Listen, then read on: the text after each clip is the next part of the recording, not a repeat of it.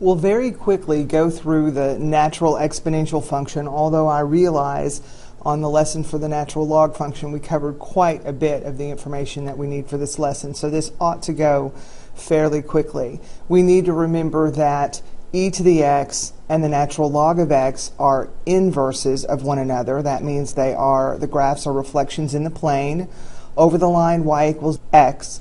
If we compose these functions, they are going to undo each other.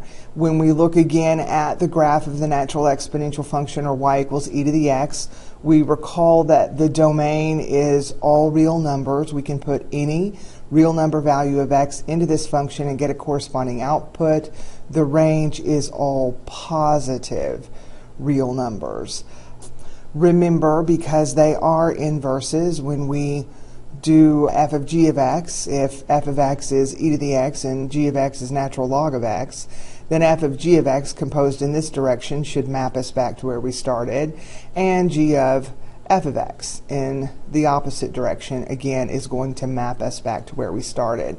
So if you have e to the natural log of x, you can just write x. If you have the natural log of e to the x, you can just write x. This again is also one of the reasons why the natural log of e is 1, because that's the natural log of e to the 1, and so therefore that has to equal 1. So just a quick review and a reminder. Some new information as far as the definition of e. If you're still struggling with the value of e, it turns out that e can be defined as the limit as h approaches 0 of the quantity 1 plus h to the 1 over h. So e kind of sort of is, one of those indeterminate forms kinds of things. E is also defined to be the limit as n approaches infinity of 1 plus 1 over n raised to the n, and that's where we get the 1 to infinity thing. So if we were trying to evaluate this limit, it would be an indeterminate form, but the outputs do actually go to a real number value, and the outputs go to the value of e, so the limit does exist. So since e is the base of an exponential function, it has to follow all the well-defined properties of exponents of any base. So e is just a number. We recall from the lesson on natural log that the derivative with respect to x of e to the u, if u is some expression in x, is e to the u, the derivative of the outside not changing the inside, times du dx, or the derivative of what's inside. Since this is the case, it should follow that since e to the x is its own derivative, it is its own antiderivative as well. Now, this is not a u substitution form, so we'll have to kind of take care of that, because we can do u substitution where e to the x is concerned, and I've got some examples that will work on that. So since e to the x is its own derivative, it is its own antiderivative as well. So make sure that goes in your notes, because we will be using that. Let's work a couple of examples here.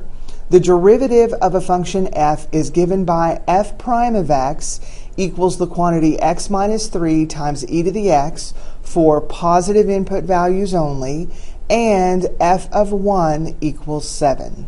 So part A says the function f has a critical point at x equal 3. Well, that tells us some things about f prime of 3. Either f prime of 3 equals 0, or it did not exist, because we have a critical point at x equal 3. At this point, does f have a relative minimum, a relative maximum, or neither? Justify your answer. Well, we've already got our critical point in x equal 3, so all we need to do really is the first derivative test and see if we have a max or a min. And doing this first derivative test will justify our answer. So we have test points. We're looking for the sign of f prime. We have one critical point that is 3. We'll test to the left of 3, and we'll test to the right of 3. So let's see, f prime of 2, if I plug 2 into f prime, I have 2 minus 3, that's a negative, and e squared, that's a positive. So that's going to give us a negative value. F prime of 4 is 4 minus 3, so that term, that factor is positive, and e to the fourth is also positive. So that's positive. So when we go from negative slopes to zero slopes to positive slopes, we have a relative minimum. So f of x has a relative minimum at x equal 3. Now, it didn't ask us to find what it was because we don't have f. It just said, in other words, it didn't ask us to find f of 3. It didn't ask us to find the value of the relative minimum. It just said, what do we have at that critical point? So we have justified that answer. So let's move on to part B. On what intervals, if any, is the graph of f both? Now we want the interval where both of these things are going on. We want f to be both decreasing and concave up at the same time on the interval. And again, explain your reasoning. Well, I can look at part A and I can find the interval, and I can tell the AP reader from part A, f of x is decreasing on the interval to the left of 3. Now, recognize we don't start at negative infinity. We just start at positive values, so anything bigger than 0, all the way up to 3, f is decreasing. So that part of part B is done. Now I've just got to find out where also f is concave up. That's going to require the second derivative. The first derivative is a product. So the second derivative is 1 d2, e to the x is its own derivative, plus 2 d1. So f double prime, if I were to factor out an e to the x, I have e to the x times x minus 3 plus e to the x times 1. So f double prime actually cleans up to e to the x times x minus 2. And if I want to know where my potential inflection points are, so I can test concavity, that's going to be where e to the x equals 0 or where x minus 2 equals 0. We know that this is never a true statement. E to the x will never equal 0. So our only potential inflection point is x equal 2. So let's do the second derivative test here, or let's just do the concavity test. This test for concavity. We're not testing the critical point. We're testing the potential inflection point. So there's a test point. We're looking for the sign of the second derivative on either side of x equal 2. So we'll plug in 1 and we'll plug in 3. So we'll go here. This is a good place to plug it in. So f double prime of 1 is going to look like e to the 1 times 1 minus 2.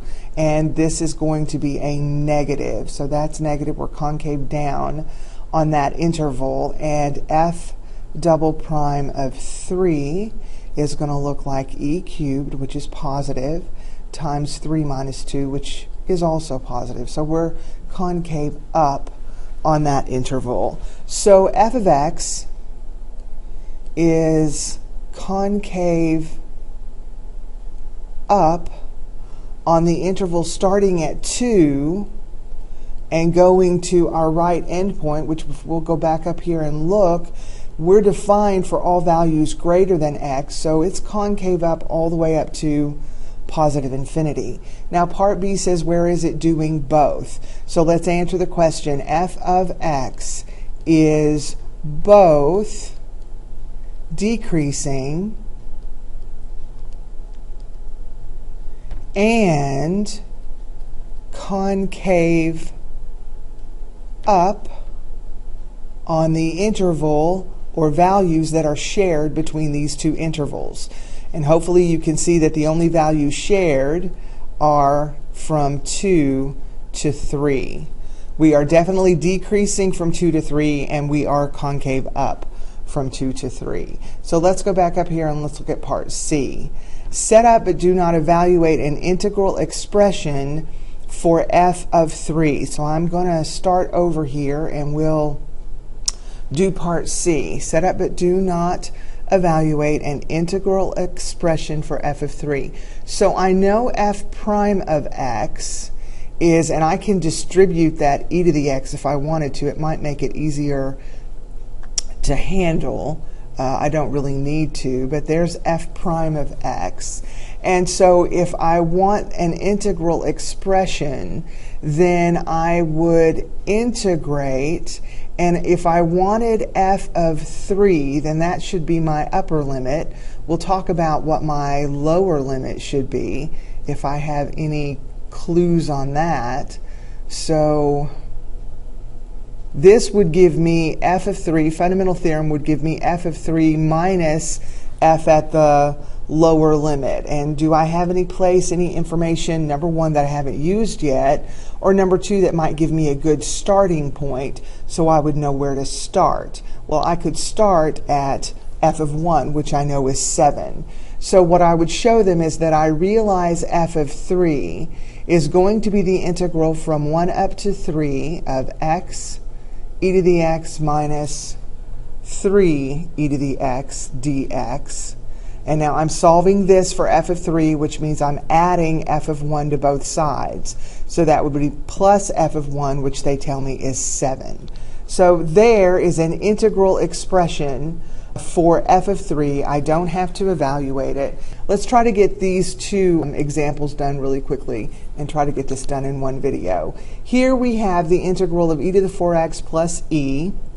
Recognize integrals can break up over the plus sign. So if we wanted to, if you wanted to be able to handle it differently, because they're each different techniques, you can handle the first term and then handle the second term.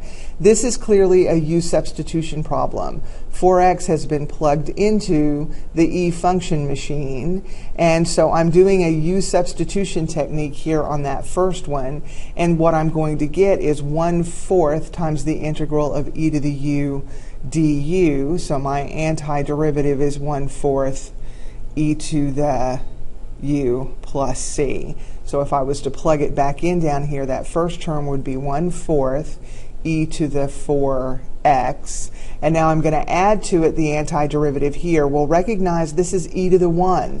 So this technically, I could pop that e out front because it is just a coefficient, and I would get e times the antiderivative of 1 with respect to x, which is just x. So that's not e to the x, that's e times x. All right, so let's do this one. Here, clearly, this is another u substitution. The square root of x has been plugged into the e function machine.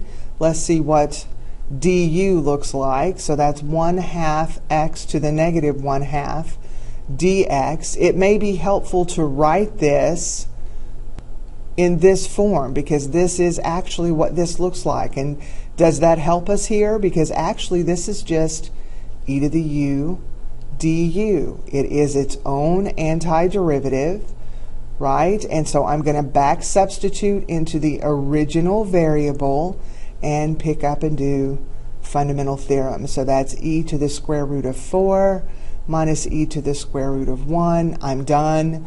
I don't have to clean it up. It does clean up fairly easily, and so there's my answer. There is the accumulated area in the plane beneath this function. So that finishes up this lesson. Come to class next time and we'll do some homework problems over the natural exponential function.